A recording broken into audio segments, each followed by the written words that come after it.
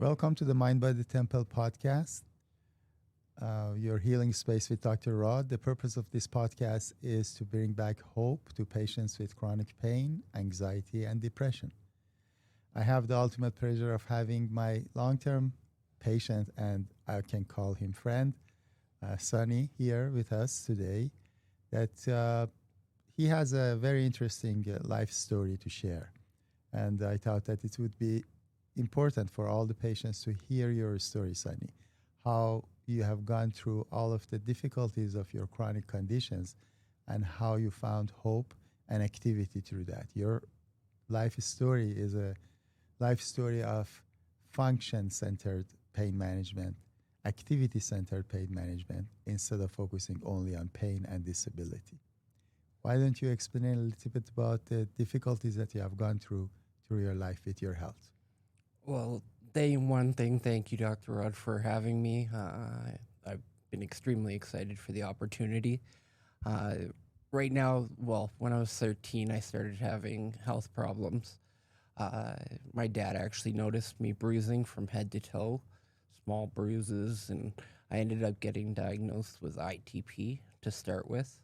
I went through some treatment for a while to finally get diagnosed with lupus. I was 15 years old at that time. Battled that for quite some time, having many different issues, low platelets. I kind of got a little on remission, but then I started to flare more and the disease was more proactive. For me, it started with my kidneys, having lupus nephritis. So my kidney function. I started to deal with more joint pain, osteoarthritis, as well as I would have skin pain, different functions along those lines. Battled that for quite some time, finally getting diagnosed with fibromyalgia. For me, it's been lots of chronic pain, from back pain to knees to my hips, everything. The lupus has flared on and off. I've also had a scare with thyroid cancer too. That was another one along the way. Some of the issues that have come up are blood clots, the pericarditis, pleurisy, so fluid in the heart and the lungs. It's just been many different things, but as well as through all that trauma, I've also dealt with my own share of addiction too. I feel that being open about that just breaks the stigma along the lines. But I never lost hope, and that was the big thing for me. Fantastic. And how did all of these conditions impact your function? And how did you manage to stay functional despite all of these medical conditions? Because each one of these things that you mentioned is enough for somebody to just give up and fall into despair.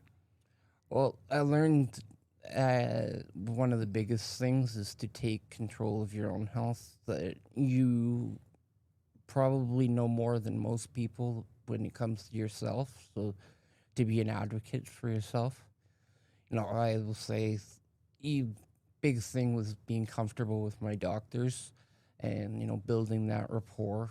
I've been seeing you for probably 10 years. And it all starts with building trust, and like the principles of the anonymous groups, it's the how, the honesty, open-mindedness, and willingness. So just being transparent with your doctors about what you're dealing with has been a big thing.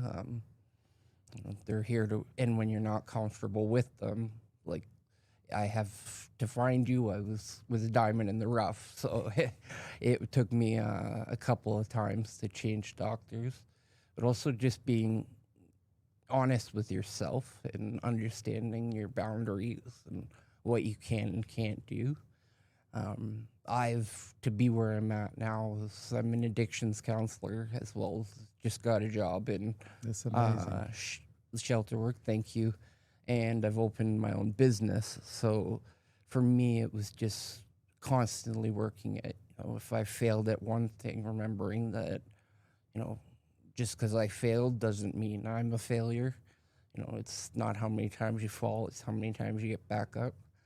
And so it's through that work, and I've been able to find where I'm functional.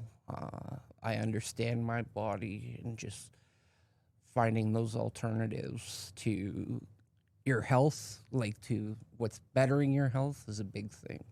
Yeah, I remember we had discussions about the importance of having the mind and body just interconnected, and the health, and improving your mindset is improving your life, and improving your body with exercise, proper diet, and a movement, mobility, staying positive through life. And you have been a good practitioner of all of these concepts. Tell us a little bit about what are the changes that you have made in your life that led you to be as functional as you are now? Well, one of the biggest things I find is that is staying on top of my doctor's appointments, or being in touch with my doctors as much as I can be, to just keep my body, even though your car is running good, you still have to get tune-ups. Exactly. Yeah. And so it's keeping on top of it before issues arise, being connected in that sense with oneself. Also, I'm a big advocate for counseling. So I always found that I was at my worst when mentally I wasn't at the best I could be. So it's, I see a counselor as well as a psychiatrist to stay on top of my mental health. And, there's no shame in being on antidepressants or anti-anxiety medications, but also eating healthier. I take the bus, so I walk everywhere I go. So I'm constantly trying to stay on top of things the best way I can. But you see the positive in that difficulty. Like, you have to walk because you have to go with bus, but the way you look at it is that gives you the exercise that you need every day. It's all about the mindset. And it's remarkable how you went from needing counseling to now continuing with the counseling when needed, but being a counselor yourself. So this transition of mental health issues to become interested in helping others, that element of the purpose that is linked to helping others, is significant in the journey of healing. Tell me a little bit more about that, if possible. Yeah, I've always believed in giving back. That's been a huge part of my life.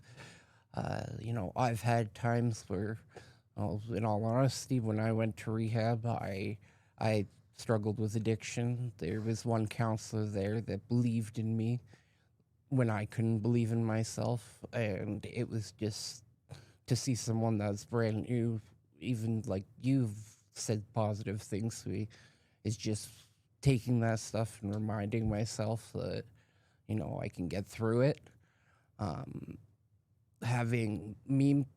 For me, even though I work a lot of night shift and some day shift, and I'm giving back in the way, I believe in everyone that comes to the door through that addiction center, because I know that I was in a place where it was hard to believe in me, but there was someone else there, and that was partly why I opened my business. Tell me more about your business. That's remarkable. You went through all of these difficulties. You stayed functional. Like, over the past 10 years, I've always seen you doing something. You've always been employed or active or doing volunteer job. And now continuing all of those, but on the side you have started your business. And the business is not like any other business that is focused on making money.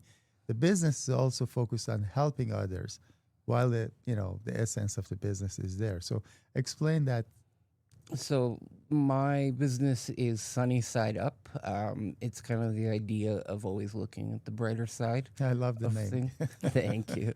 And with it, it's addiction and mental health apparel. So clothing, it's one of the sayings is it's better to struggle in recovery than to die in addiction. There's many different aspects of the addiction from the family side and the addict side. I wanted to have a clothing apparel where somebody could see it and kind of know that it's Sunny Side Up, and just know that, in some way they've dealt with addiction. Yeah. That they don't feel so alone. And part of every sale, we actually are putting together funds to send someone to rehab. That's fantastic. That's the concept of grow to help, help to grow. That Mind Body Temple, my philosophy and practice is all about as well. That you try to grow, and the reason to grow is to be able to make others grow. So it's a continuous hand to hand progress towards healing. Absolutely, yeah. And so with it, it's my idea is to take somebody that's off the street, to be able to bring them into rehab, and then when they finish rehab, always having someone me in their corner. So even when, like, the counselor that I was talking about, his name was Joe, when I didn't believe in myself, he believed in me, and I want to do that same thing for someone else. And so when they get out of rehab, I want to have a place for them and a job lined up as well. So that is an opportunity to change their life. That's fantastic, to providing more opportunity, because the biggest part of the journey of healing is when they go through treatment. And there's this disjoint between the treatment that is all assistance and help there, but after that there is no follow-up, there is no in between, and that's where the relapse usually happens. People go to their own environment again, see the same old friends, same old stressors, and then the relapse happens. But if there is some hope after the program, or some structure after the program, that's when the relapse can be prevented. And your structure can be part of that hope as well. So anybody sees that sunny side up can know that they are contributing into this whole continuous journey of healing. Absolutely. Yeah, I know how hard it is to, addicts aren't bad people that bad people that need to be good. They're sick people that need to get better, and I want to provide that opportunity for them to get better. And it's so hard to do that when, for someone to come off the street and then not have anything afterwards. So I want to give that opportunity for them to really have a fresh start the way I've had it.